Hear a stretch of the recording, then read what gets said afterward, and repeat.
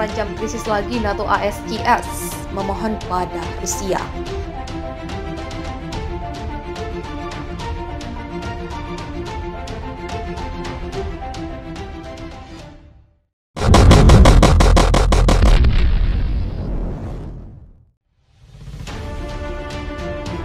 PBB NATO, Uni Eropa, dan Amerika Serikat serempak mendesak Rusia membatalkan keputusannya untuk menarik diri dari kesepakatan ekspor gandum Ukraina melalui Laut Hitam. Sebelumnya, Moskow mengumumkan pihaknya menangguhkan kesepakatan ekspor gandum Ukraina yang ditenggapi PBB. NATO menuduh Presiden Rusia Vladimir Putin mempersenjatai makanan dan mendesaknya untuk membatalkan hal tersebut. Kami minta Rusia untuk mempertimbangkan kembali keputusannya dan segera memperbarui kesepakatan, memungkinkan makanan menjangkau mereka yang paling membutuhkannya, kata juru bicara OANA, Lungescu, dikutip dari The Guardian Senin 31 Oktober. Sekretaris Jenderal PBB Antonio Guterres mengatakan sangat hati-hati dengan penangguhan kesepakatan Rusia untuk jangka waktu tidak terbatas. Ia juga menunda keberangkatannya untuk menghadiri KTT Liga Arab di Algier untuk mencoba membantu menyelesaikan masalah ini. Rusia sendiri meminta pertemuan Dewan Keamanan PBB pada Senin untuk membahas masalah tersebut. Uni Eropa juga mendesak Moskow untuk berbalik arah.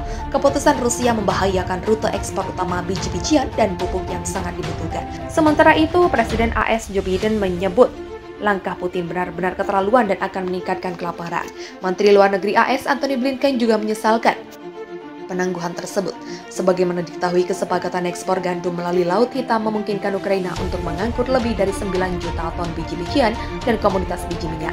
Sementara Rusia diizinkan untuk mengekspor makanan dan pupuk dan membantu menurunkan harga pangan sebesar 15% dari puncaknya pada Maret lalu. Namun akibat keputusan Rusia, Kementerian Infrastruktur Kiev mengatakan pada Minggu bahwa 218 kapal sekarang diblokir secara efektif di pelabuhannya, di mana 22 kapal dimuat dan terjebak di pelabuhan. 95 dimuat dan berangkat dari pelabuhan, dan 101 menunggu inspeksi. Kesepakatan gandum akan berakhir pada 19 November dan Rusia telah berulang kali mengatakan bahwa ada masalah serius dengan hal tersebut. Ukraina menuduh Moskow memblokir hampir 200 kapal untuk mengambil kargo biji-bijian. Krisis ekonomi Eropa yang mulai merebak sejak 2010 sampai sekarang belum jelas kapan akan berakhir. Krisis ekonomi kawasan Eurozone yang dipicu oleh besarnya utang pemerintah sebenarnya mulai mengakar sejak tahun 2000, di mana rasio utang pemerintah negara-negara di kawasan Eropa meningkat signifikan. Rasio utang Yunani yang pada tahun 2000 hanya sebesar 77% dari PDB-nya pada 2012 mencapai 170%. Nilai ini diprediksi IMF akan tumbuh menjadi di atas 180% pada tahun 2013. Meningkatnya utang negara karena defisit anggaran yang terus berlanjut.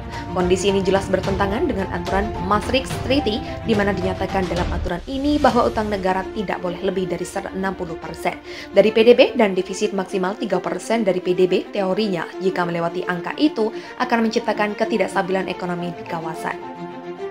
Parahnya lagi, negara-negara lain di kawasan Eropa seperti Irlandia, Portugal, Italia, Spanyol, bahkan Prancis juga mengalami kondisi yang hampir sama.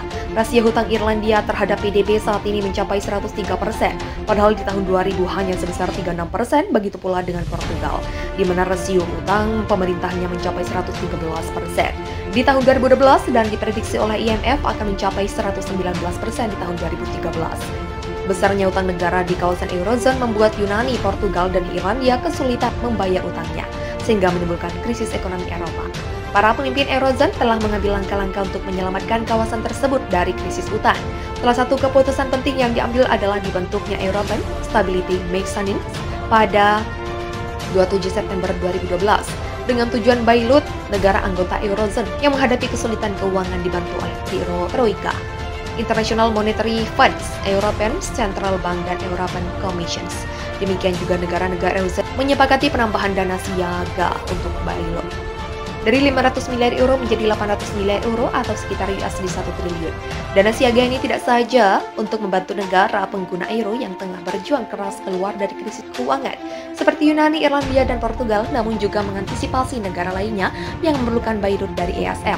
Langkah-langkah penyelamatan kawasan Eropa lainnya adalah haircut, membayar pembayaran obligasi Yunani kepada pihak swasta. Kalangan perbankan dan asuransi sepakat mengurangi piutang mereka ke Yunani sebesar 50%. Bagi Yunani, pengurangan utang obligasi dari pihak swasta itu sangat berarti, tidak saja bagi penyelamat negara mereka dari krisis utang, namun juga berguna bagi kawasan Eropa.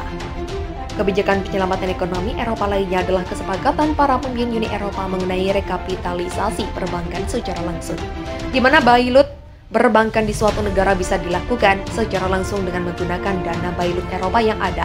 Untuk itu, kawasan euro juga sepakat untuk menyatukan pengawasan perbankan. Dengan demikian, penyelamatan pada bank-bank bermasalah di Eurozone tidak akan menambah utang pemerintah, sehingga tidak menambah beban utang negara.